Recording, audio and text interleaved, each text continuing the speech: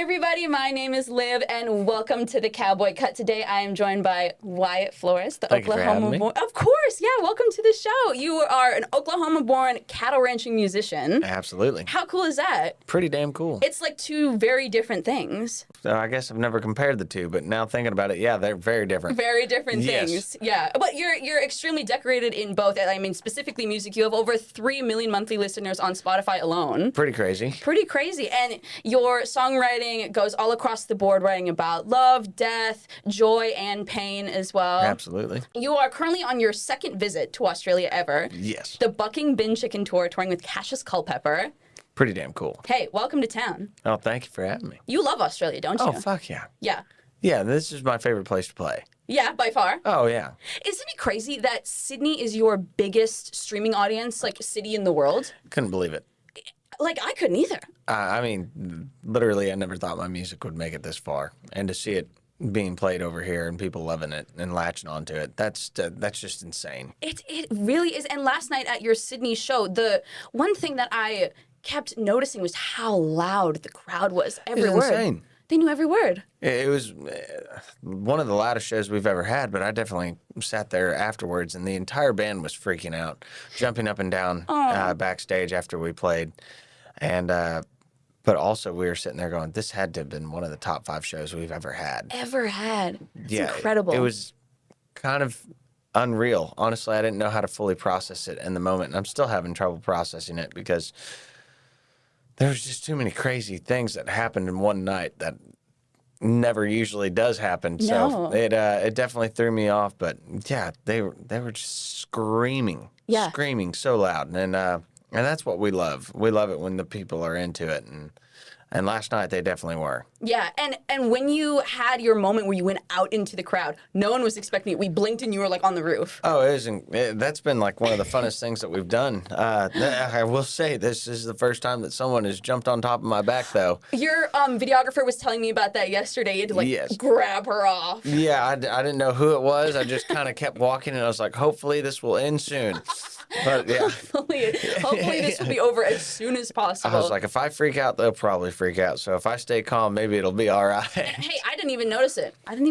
Oh, yeah. It was after they turned the lights off and Kinsey started playing her fiddle solo. And I was like, I'm just going to keep walking. Just keep going. Okay, because I thought it was like in the middle of like the moment when you were like... Oh, that would have been insane. Yeah. That would have been a little bit too much. That part of the show is just so much fun now because I've always wanted to do it, and then I started doing it last year, but I've never done it like this.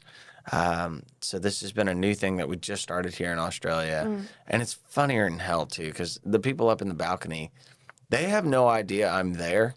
Our videographer is right behind me with this flashlight, and then they lose their absolute mind. Yeah. And it's funnier than hell for me because they're just sitting there watching the band play their parts, and then all of a sudden they look over and they look like they're having a panic attack. Yeah, they're like, what do I do? Oh yeah, freeze. They do freeze up. They're like, wait, you were there, and now you're here. You literally fell through a wormhole. I feel like that's what it felt like. But instead, good thing no one can see it. I'm running for my life, and last night's venue had a shit ton of stairs. Wait, how many stairs? Well, you have to come off the stage, so you have to go down, and then down another deal, and then you have to go up 2 more deals, and then you got to come around, and then back down another. Damn, you got your steps in. Oh, I definitely have. Yeah. By the time I'm breathing as soon as I get up there, and then I'm like, and go. End of the song. Yeah. Oh my goodness, phenomenal. So you've done it. Did you do it in Perth as well when you were there? Yeah, we did do it in Perth, and then we've done it in Melbourne, and then Thurl as well. But Sydney was too much fun because even when I came off the balcony, there were still people in the back underneath the balcony that didn't even know I was there either. Yeah, I walked by fans, and it was the funniest thing ever. They just thought I was another person in the crowd. They were going towards the bar, and I felt bad. I bumped into them, and then that's when they finally figured out what was going on. Imagine you're just going to get a beer, and then Wyatt Flores. Definitely. There was a dude in line, too, that was like, what the fuck? Yeah, literally. I swear you were just over there. He's the fastest man alive. Yeah, gosh. Do you plan your route when, like, are you like, I'm going to go here and then I'm going to go there? Not exactly. I just need to plan how I'm going to get to the balcony. Right. That's about the only thing. I usually walk the venue during sound check to kind of know the route, or else it gets kind of sloppy. But for the most part, when I get there, it's just just go for it. You just walk around. And then, I don't know. I don't like planning things. I think sometimes when you plan, I guess you over control it, I guess. And there's too many. It feels fake at that point for me. Feels like I've had this in my mind the entire time, and instead I just have the vision of what it could be. Yeah. And then speak it into existence, I guess. Yeah. I mean, when you don't plan, like, it's all more natural and, like, spontaneous and fun for you, certainly. And then it throws them off, too. And then it's like, hey, it worked. It worked, because they might see it, like, on the videos at the last show and be like, he's going to go here and da-da-da. I mean, there's so many things planned in a show that we build together as a team, but, like, that part, the only thing they know is that I'm going to go out into the crowd. Right. They have no one else. I don't even know what I'm fixing to do. No. But it's fun. 100%. My parents were in the audience last night, and my mom sends me a text, and she's like, he walked past me. Yay! She loved it. She thought it was a blast. Yeah. No, they love the show. And they're not entirely familiar with your music, but when they came, they were just absolutely floored by the music and by the, like, show you guys have built. Like, and is it true that you don't do the same set list every night, roughly?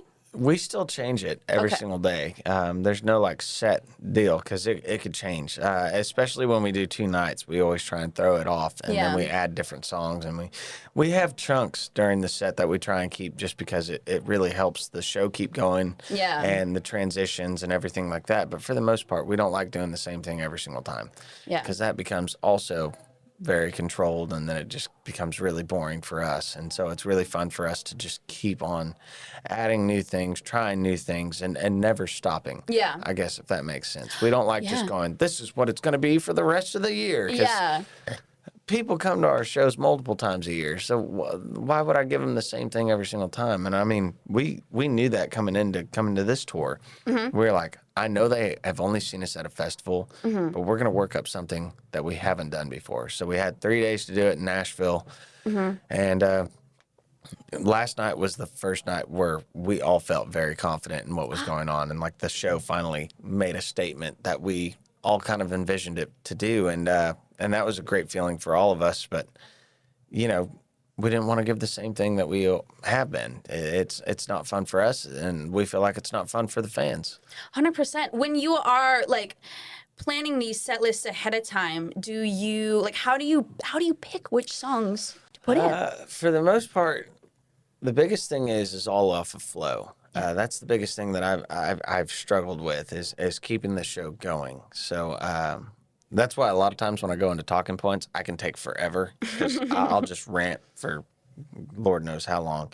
But it's off of how easy it is for the band to transition.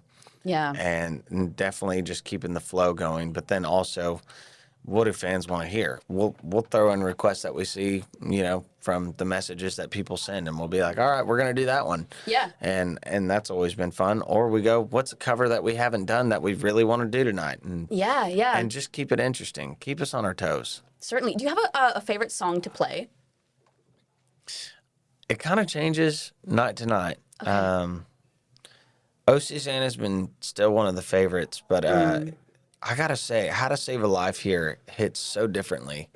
Like, that song works so well anywhere that we play it, but here, they go crazy. They go insane. I love it. And the funniest part is that most people thought that I wrote that song, and I was like, no, I did not. That is the fray. That is not me. I wish. I wish. And but yeah, it really has taken its own life, and at first it was just a cover, and then it really did find a home inside the set. And we were like, okay, this isn't my song, but at the same time, it feels like it is. No, it certainly fits beautifully among the other songs. Like, when people assume that you potentially wrote it, it makes sense.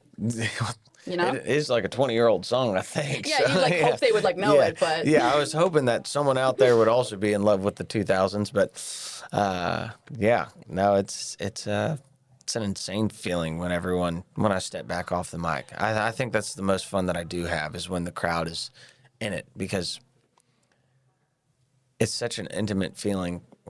Even with the other songs that I write, like Please Don't Go, Oh Susanna, and all those other ones, West of Tulsa, every single time we get the crowd to sing along, it's a beautiful feeling. Yeah, I can imagine. Because it just feels like we're all in the room together for one night only, and I don't know. I get too sentimental with this shit, but No, it's as sentimental as possible. It's just a beautiful thing because each night it's a different group of people, and it's the only time that we'll all be there, and that one time being fully present. And I think it's just a beautiful thing to see people smile on their face and then also screaming. And crying. Yeah, and people do cry during the show, and that I have to quit looking at them because I'm like, oh, yeah. You start welling up a little bit too. Oh yeah, I'm like, please don't cry right now. That's gonna get me cry. Yeah, and then it's just a fucking mess. It's just a mess. It's a total snowball. It's a total snowball. That's my favorite thing about concerts. It's like for one evening, we are all here for the same reason, and we all love the same thing, and we're all here to like be there together. Oh, absolutely. Because one of my talking points that I used to do was just.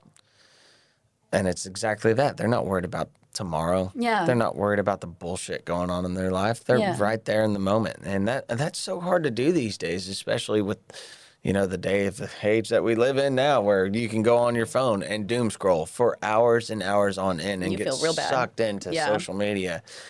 And it's like we can't get our heads out of our phones, and for that little 2-hour period, it feels like everyone's just free and that they're being themselves. And that's something that I don't take for granted ever, is getting to see people just enjoy it and enjoy their time with the people that they came with. Because I feel like we get so sucked into all this other bullshit that goes on in the world. And people forget to be present. Exactly. And I feel like music is such an escape, like concerts, of course, but music and art, it's so important to be paying attention to the music and art right now. Absolutely. Because it fills you with so much joy. And it's my escape, so I'm happy that I can give a little piece of that to someone else. 100%. And hearing people sing those songs back to you, I'm sure, like, your own words that you wrote in a quiet moment, like, suddenly be so loud. Oh, it's insane. What is that like? Well, I mean, it's pretty funny because one of the first goals I had was I want 5 people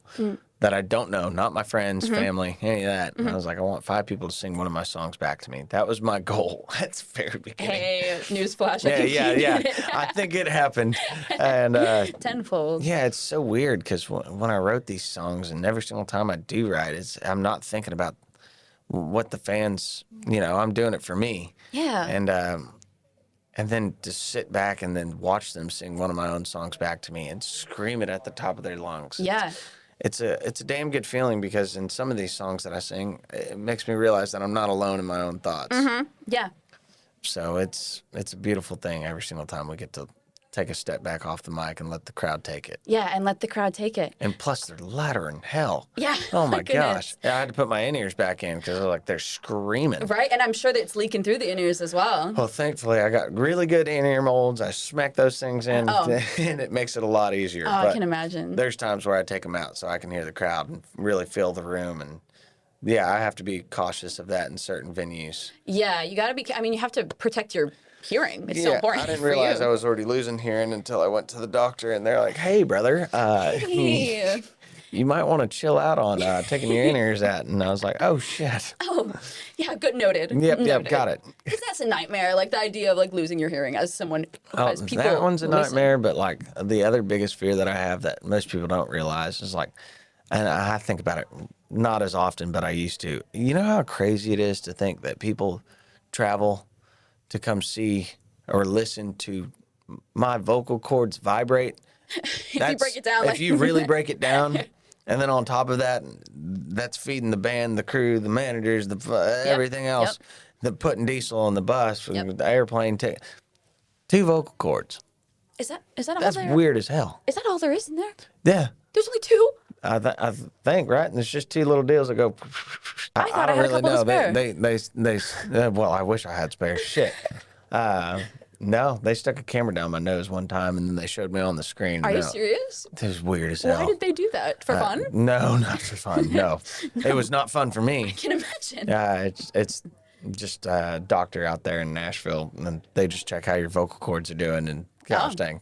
Anyway, it's a really weird thing. So after I seen that, I started having really weird thoughts about how everything rides off of that. Right. Yeah. It's very precious all of a sudden. Yes, all of a sudden it's like, oh, wow. Okay, so if this thing goes out, then the rest of this goes away. Exactly. Yeah. You gotta be drinking your tea, like vocal rest. All that stuff. Goodness. There's so much care that goes into it that I did not realize. Because when I started as a kid, I was like, well, I'll just scream my head off forever. And then it's like, oh, wait, I can't do that. Wait. That's going to hurt later. Hey? Oh, yeah. And it definitely has caught up. And it definitely did. When you were dreaming about these 5 people singing your songs back to you, when's it, like that moment when it came a reality, which song did you notice?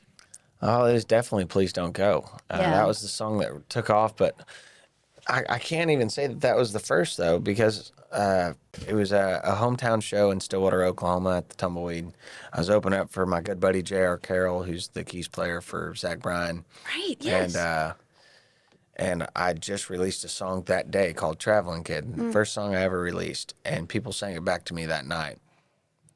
And they only had maybe, 8 hours to learn it. Wow. Oh, wow. So they listened to it that much before they even came to the show. Yeah. And that was the first experience of someone singing my songs back to me.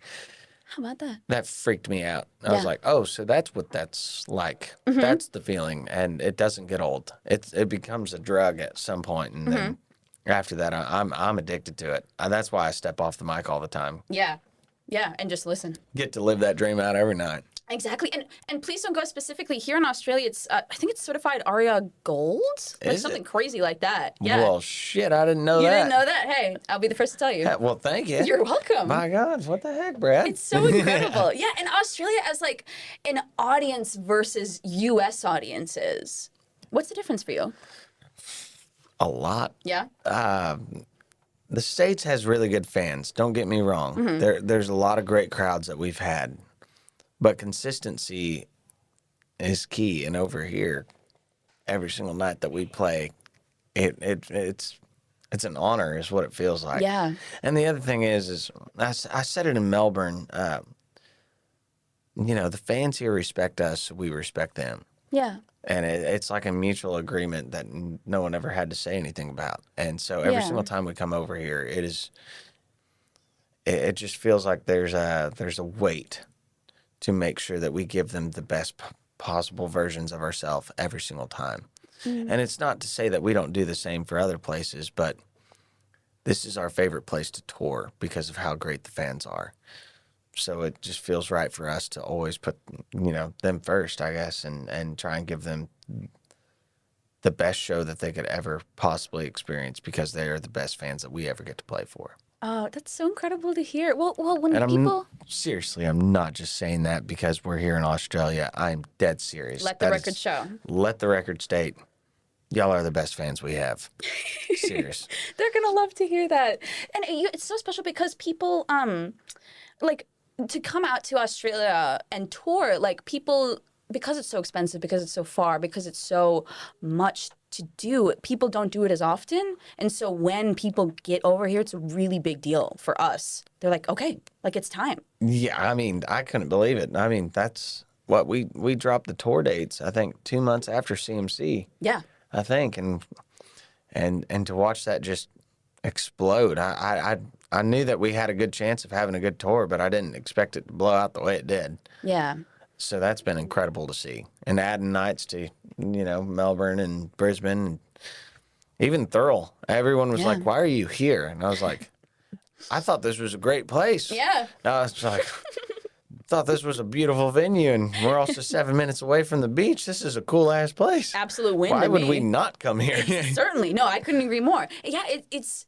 And people like who like it's difficult to get to Melbourne. It's difficult to get to Sydney for some people. So having shows like The Rule is like it's just a nice sweet spot. Oh, absolutely. Yeah, for those who can't.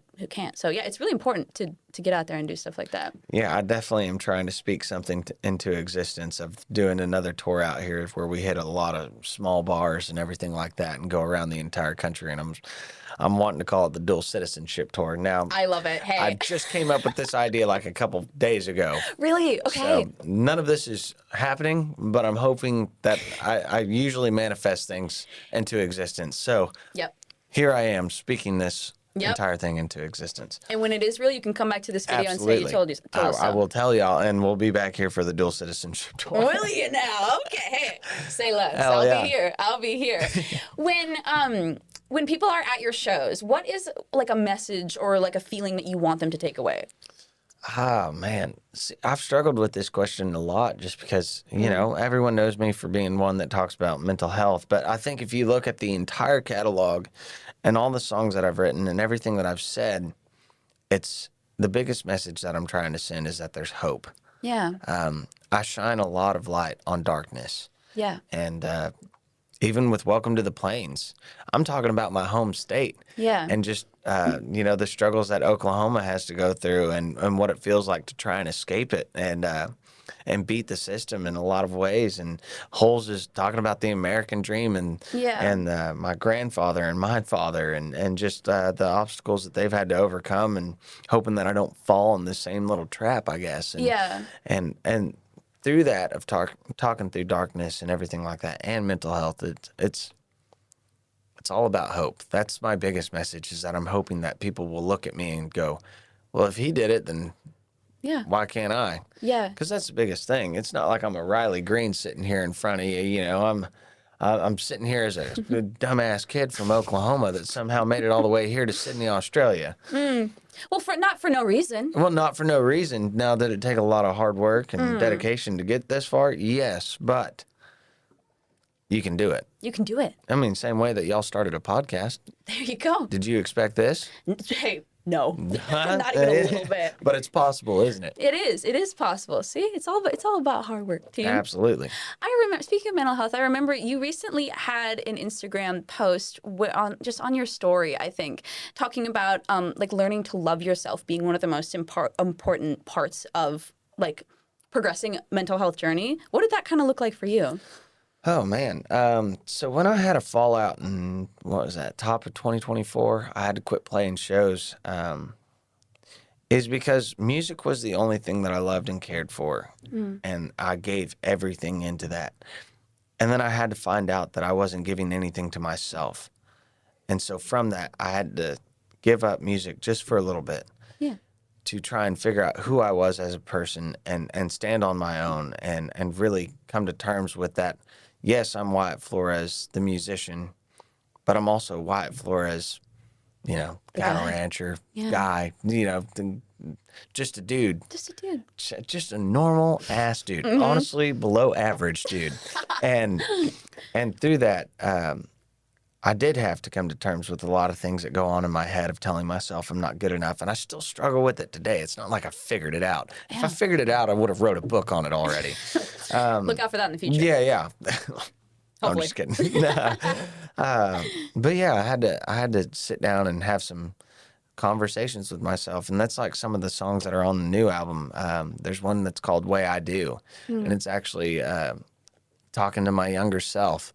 Beautiful. And just being like, if you loved you the way I do, because if it wasn't for the younger me and the struggles that I had to go through, then I wouldn't be here right now. So I've really had to give myself a lot of grace and really start to love myself again and love who I am and understand that I'm different than most people. And that's a struggle in itself to have that conversation. I'm very good at being vulnerable with other people, but I think the biggest thing that I've struggled with is being vulnerable with myself. Yeah. And that sounds a little, I don't know, kind of sounds a little trippy when you say it, but right. It's like self-ception. Like oh God, layers. Yeah. And trying to be nice to yourself, I'm not good at. And it's hard. Oh yeah, absolutely. Yeah. I'm my own worst critic, of course. Yeah. So if anyone tries to come at me in the comments, trust me, I can do it way better than you can. But yeah, you're trying to bully me way ahead of you. Yeah, I got this shit in the bag.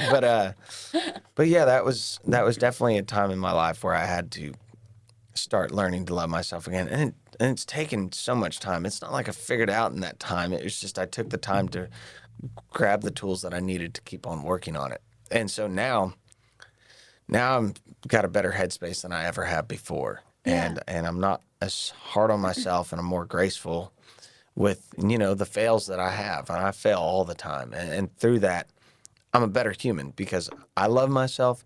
And if I love myself, then that means that I can give love to others. 100%. And at the time in my life, I didn't love myself, and I just kept pouring out to people, and I never took care of myself. Yeah, and learning to take care of yourself, because like you said earlier, like you're Wyatt Flores, but you're also just a guy, and there is no the musician Wyatt Flores without the guy. Absolutely, So and I'm still having conversations about that today, and having to remind myself that it all starts right here. Yeah, Just me without a guitar or without a mic. Yeah. Just me being me. Do you ever like music being your outlet to like work through some of these like struggles and these vulnerabilities? Are you ever scared to like put those vulnerabilities like out into the world? Oh, absolutely. Yeah. Yeah.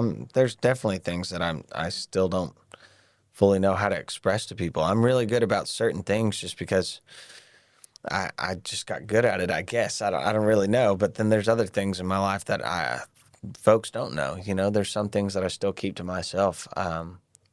That I'm slowly getting better about talking about, and you know, insecurities and everything like that. Everyone's got them, but I'm trying not to hide from them either.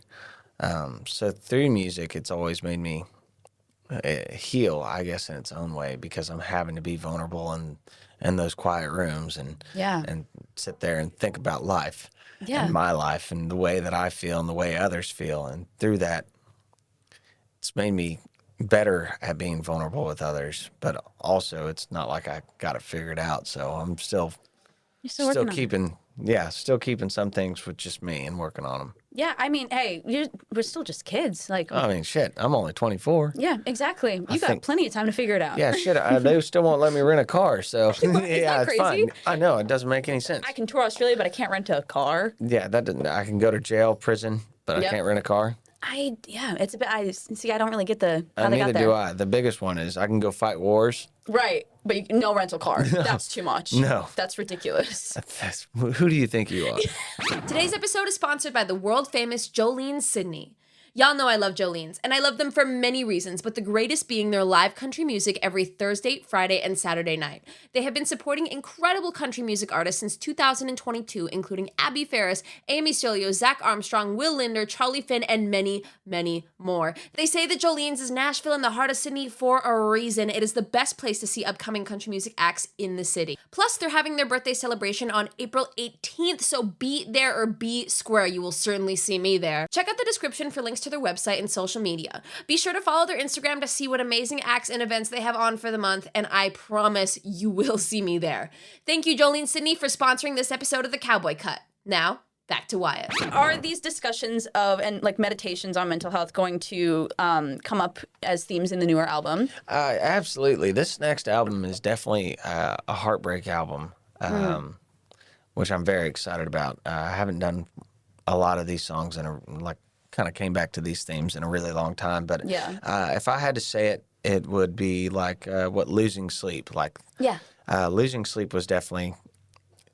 Now, at the time, I didn't have the tools that I have now, so the music is definitely, the sonic sound is insane in my opinion. I'm so excited because I'm so in love with like the pop punk era in the early 2000s, and of course, you know, a lot of people don't know this, but All American Rejects were also from the same town as me. Are you serious? Yeah. That's so much fun. Same high school and everything. Are you kidding? So I grew up listening to them all my life, and a whole bunch of other bands. And so it really is a heartbreak album, but I didn't want fans to think that they had just lost me, if that makes sense. So, of course, there's a song called Tulsa and Eleanor that talks about, you know, of course, addiction and things like that. And then I have another song that's called Sleepless Lullaby that we just posted for the first time this week, which is kind of referencing towards, you know, my grandfather and just kind of the things that the mental health problems that I go through. I have trouble sleeping at night because after a show, what else am I supposed to do? And it's that anxiety that builds up with everything. And then the one that I love the most is Way I Do, though, because it is dark, but at the same time, it gives so much light. Because my drummer came up to me after one of the shows, and then he had to do it a couple times. But my drummer said one of the sweetest things anyone's ever said to me.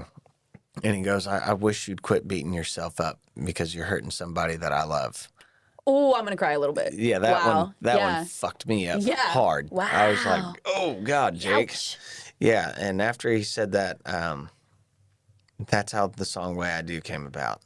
Awesome. I wish she loved you the way I do. I'm so excited to hear it. I'm very excited. I wish I could show y'all some new stuff, but I'm still waiting on these songs to show up. I don't even have them. They're in the mixing gods right now. Right, so right. once they're done with that, they'll send them over, and hopefully we'll get this thing back on the rails and keep on going. I'm so excited. And even this morning, you officially posted about your collab with Wayne Yes, Wyatt. I honestly did not know it was coming out next Friday until yesterday. Incredible. I knew that we were fixing to do it. I texted Waylon and I was like, "Hey, man, send this thing on out." And then I didn't know when it was coming out.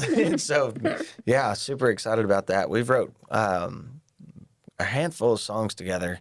But while I was writing this album, he came in and we sat down and we wrote this song, and I'm super excited. I had no idea when I first met him that his first ever concert was my first time ever playing Kane's Ballroom. Are you kidding? That's incredible. It's kind of insane. That's full circle. Oh, for sure. Yeah. I was like, wait, what? Your first concert was me? How old are you? You're opening up my show right now. That's so incredible. And I met him once very briefly. He's so sweet. Oh, absolutely. What a gem of a Sweetest guy. kid. Yeah. Yeah. He's really cool. All day long. He was here in earlier, I think it was like actually at the end of last year for a No, music he festival. texted me while he was here. I'm trying to remember. That was a couple months ago, I think. Cause Yeah. he also FaceTimed me at Jolenes. I was on that FaceTime. I was highly confused because I was like, wait, that's Simon. Yeah. And What are Trio you doing? Revival. Yeah, I was Yeah. like, what the hell is happening right now? Truly And a fever of course, dream. the time difference, too. I think it was in the morning, and I was like, why is he FaceTiming me at 8 right now? Yeah. What could he Well, possibly it was, be doing? turns out it was that. And oh my God, yeah, he surprised the hell out of me. That freaked me out early in the morning. Wake up. Yeah, pretty much. And then we got him back last night. We FaceTimed him. Did you? And he was just waking up, and we are like, hey, get your ass out of bed. Get up, get up. Oh, absolutely. Even though I was struggling this morning, I was like, oh, God. Yeah, my alarm went off and I was like, Oh, it's been a while since I've had a late night. oh, yeah. Oh, yeah. Well, when you're on tour, you gotta it's very scheduled. They keep it pretty scheduled, but of course, I like to torment my managers and be like, hey, let's do something else. Does the audience have any comment? They're nodding. Yes, can confirm. Can confirm. One's sunburned, the other one's fixing to fall asleep. Oh my goodness. Hey, I appreciate you guys being here. I really do. It's incredible. Absolute troopers. What was it like writing and recording this song with Waylon? Oh, man. He was actually super tired. Which is kind of funny that we're speaking of being tired. Yeah, he was actually tired that day that he came in. I think he had a late night because I thought it was hilarious. We wrote the song and we were like, hell yeah, let's go ahead and do this. And I stepped into the ISO booth and I sang so many parts, and then by the time that I was pretty much getting towards the end, I asked him for his opinion on something, and Gion's sitting in there and he hits the little thing and he goes, hey, Wyatt, Waylon's asleep. And I was like, are you serious? He's right now. Oh, I thought it was the funniest shit in the world. But no, we've wrote quite a few songs together. But that one was a whole lot of fun because I could see it in his eyes that he really enjoyed it. And also the guitar solo in that. It was funnier than hell watching him just start dancing in the studio. Oh, love it. I lost it. Yeah, man. he's a little goofball kind Oh, of. no, he's goofy as hell. Yeah. Yeah, if y'all didn't figure that out by now, Waylon Wyatt is goofier and shit, and I love it. And you know what's so fun is that, like your discography, the one song that stands out because it's so goofy is Wildcat. Yeah, that one, I wrote it as a joke. Well, it's a true story. It is a true story. I was the mascot. I don't think y'all have mascots here, do you? Not to the same degree, certainly not. So basically, if you don't know what a mascot is, it's basically a giant suit that someone wears. Mine was the Wildcat. When I joked about it. I joke a lot about a lot of things, and then somehow I get wrapped into something. So You have to commit to the bit. oh, pretty much. Yeah. You know, I made too many jokes to my English teacher that if the position ever came up to be the mascot, that I'd do it. And Jaden, who was the mascot, ended up having to get like a nose surgery because he broke it. So he couldn't be the mascot. No. And she came up to me and she's like, you're the mascot. And I was like, I'm the what now? oh, wait, why? And Who? What What? happened to Jaden? Yeah, this isn't right. And then I did end up doing it for like 2 years. 2 years. And it was so much fun because I played football, but I was getting yelled at for someone else's mistake. And I was like, I get it, we're a team. Yeah. Fuck that shit. Yeah, exactly. Yeah, I'm not even playing the play right now. I'm like quite literally not even on the field. Yeah, I'm the bench warmer right now. I get it. You want me to condition, but that guy missed the catch, not me.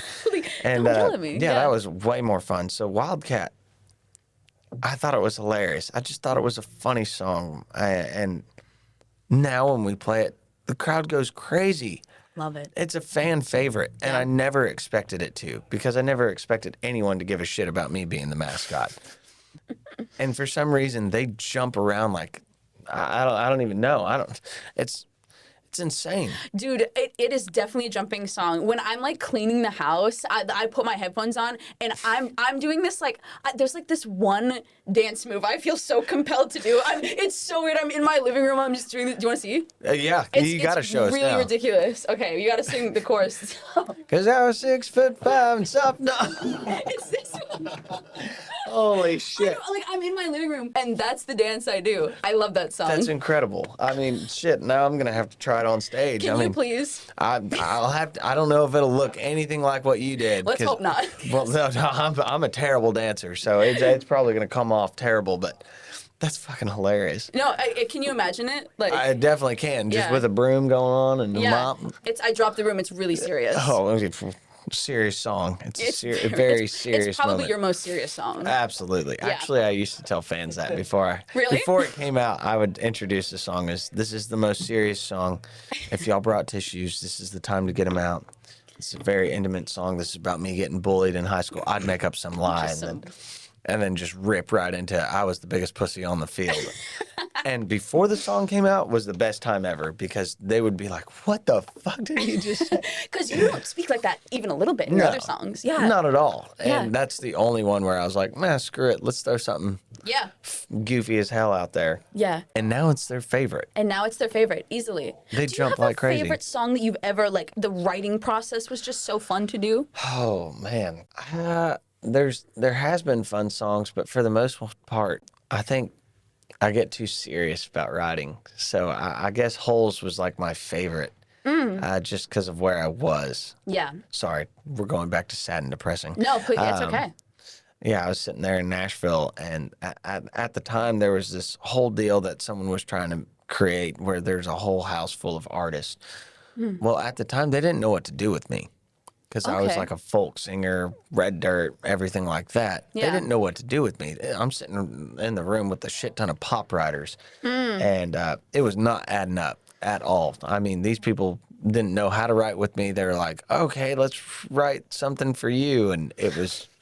I guess. It was dog shit. I'm sorry. Crap. It was dog shit. And so I ended up I had something that they wanted me to do, and it was something that I did not want to do, not one bit. Yeah. And so I went upstairs and I locked the door, and then I started writing the song Holes.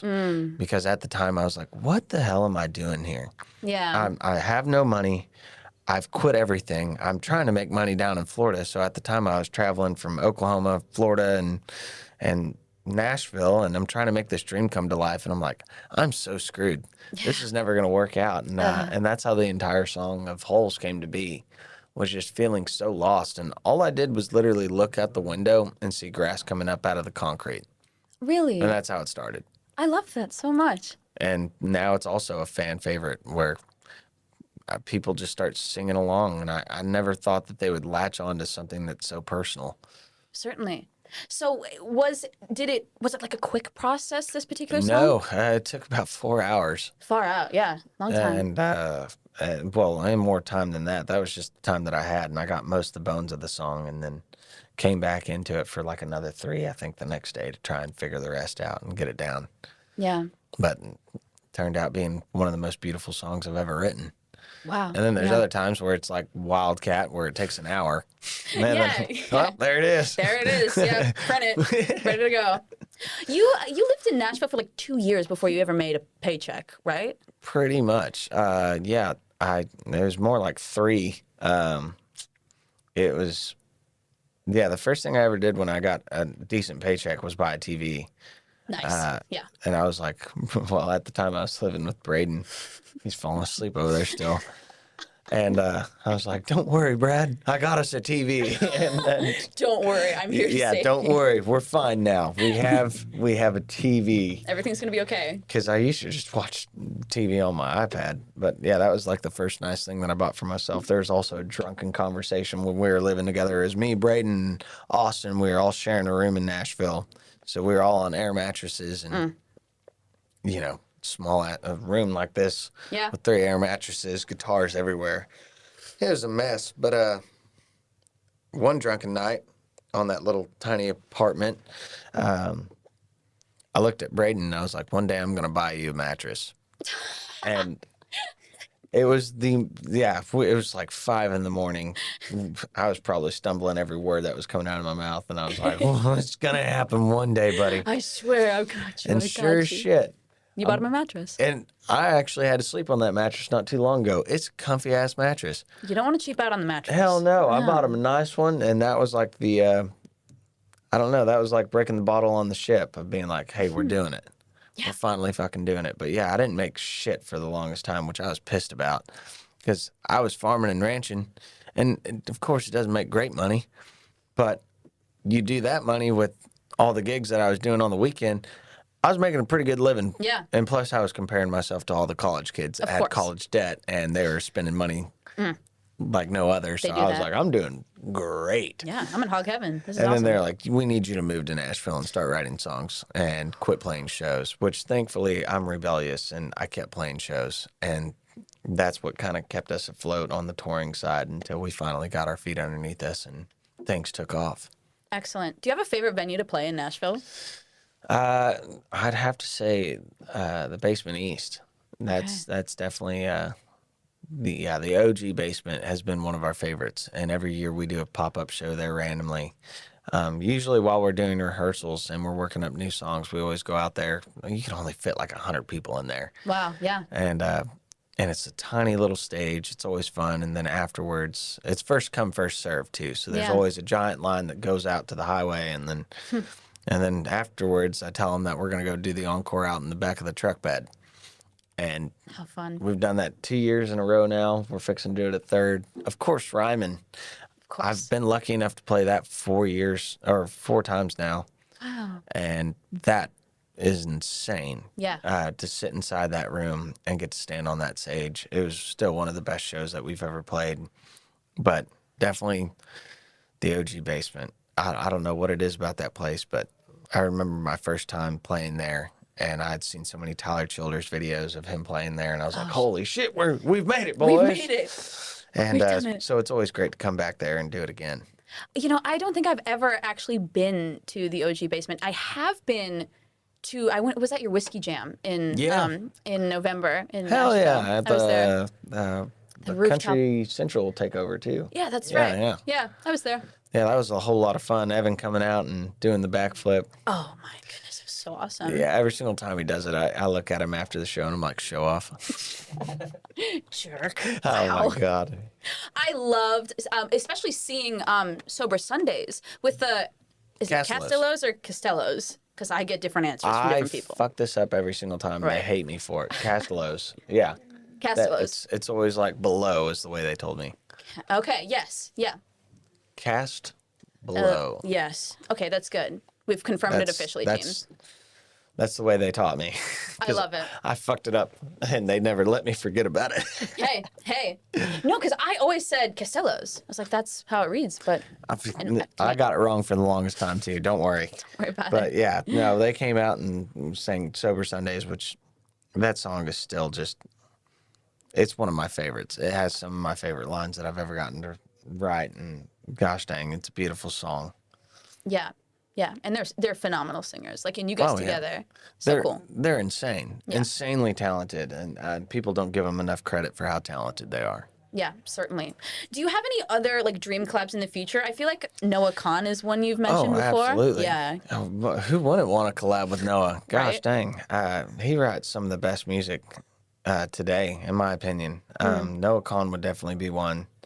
Also, Los Lonely Boys. Yes. I don't know if y'all have ever heard of their stuff, but I was raised on their stuff for all my life. So I've always wanted to do a collab with them, or at least just get the chance to meet them. And then Sturgill Simpson is one of the greatest influences I've ever had. And of course, I'm hoping I can speak this into existence. Turnpike Troubadours. I want to do a collab with them so badly. You know what I was listening to on the way here? Diamonds and Gasoline. It'll get you. It'll get you. Every time. When you first heard that album, that's kind of when you were like, the switch clicked. At first I just liked music, and like everyone does, but for some reason that Diamonds and Gasoline album, when I was like 13 years old, my sister showed it to me. And I remember I was at OYE, which is a stock show. It's the biggest show that we have there in Oklahoma. And we used to bring our camper down for the stock show. So I remember being a kid inside of a little bunk bed in that camper. And I remember the rain was coming down, and I was just sitting there listening to that album. And the lyricism, I'd never heard anything like it. And that's when it changed. Yeah. That's when I started focusing on lyrics, and I started viewing music differently, and it just got me super curious, and then that's what led me to want to start singing. Really, I didn't ever plan on writing my own music either. Wow. That was not part. I was just like, man, I just really like farming and ranching, and I like playing shows on the weekends, and then someone was like, you need to write your own music, and then I wrote Traveling Kid in like 30 minutes inside of my barn. Yeah. And then that's where it took off. And then here we are today. Yeah, then here we are today. Yeah. Dominoes, the most beautiful dominoes in the world. I still can't believe it. We're just so ecstatic to have you here. Well, thank you guys for having me. Well, I would love to know a little bit about what your 2026 is going to look like. Well, I can't give you all the details. Of course, I hate to be a fun hater, but there's fun haters that are telling me that I can't say things. So here's what I can tell you. All right. Drive All Night Tour. We got that coming up. It's going to be an absolute blast. This summer is filled with a whole bunch of festivals that I'm super excited for. I'm also, I don't know how this happened. I still don't know.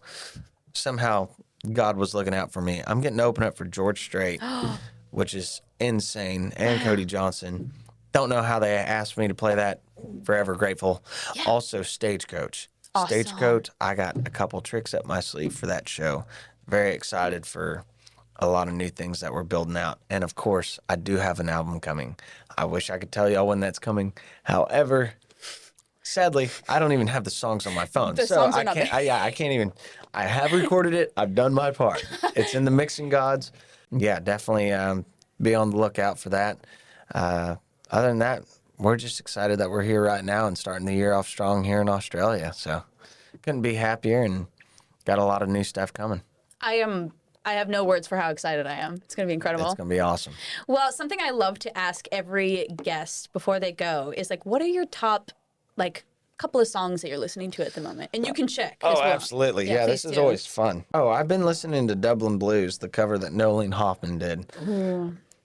Do you know who Nolene Hoffman is? I know of. I'm really unfamiliar with the discography. When I leave, please promise me that y'all will sit down and listen. No, you have to. I have to. She's one of my favorite openers we've ever had. And yes, I hope to do a collab with Nolene. Cool. She's absolutely incredible. For some reason, I just found the song by Leon Thomas, Mutt, which I don't know why, but now I'm addicted to that song.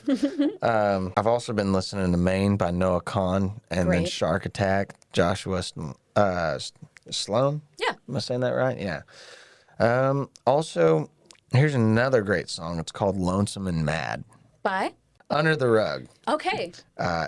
It's fucking incredible. I love it. I'll have to listen. Song. And then the last one that I'll give for you, that's more of the punk pop stuff. Or punk pop. Jesus, I'm not speaking anymore. It's called Dole by Microwave. By Microwave. It sounds crazy. I think it came out in like 2016. I randomly found it and have been addicted to that song since. Awesome. So give those a listen. That's a great what I'm selection. listening to. Beautiful. And a whole lot of Lil Wayne. I love Lil Wayne. Oh. I love Lil Wayne. Too good. What's your favorite song by him? That's hard. I've been listening to which Carter album? I don't know. President Carter gets me every time. I don't know why. That one's more mid-tempo and laid back, but he's got some good shit in there. He's fun. He's just fun. Absolutely. Excellent. Well, hey, Wyatt, thank you so much for coming all the way out here. Like Thanks I for said, having me. yeah, of course. And like I said earlier, I have so much appreciation for the art you do and the work you do to be here. So I'm really grateful to have had this time with you. Well, I'm very grateful that we've gotten to sit down and have this conversation. This has been one of the best interviews I've had. Are you kidding me? Hell yeah. Catch that. Got that? You Awesome. got it. Good. Well, thank you for having me. Of course, anytime. All right. Bye. See y'all.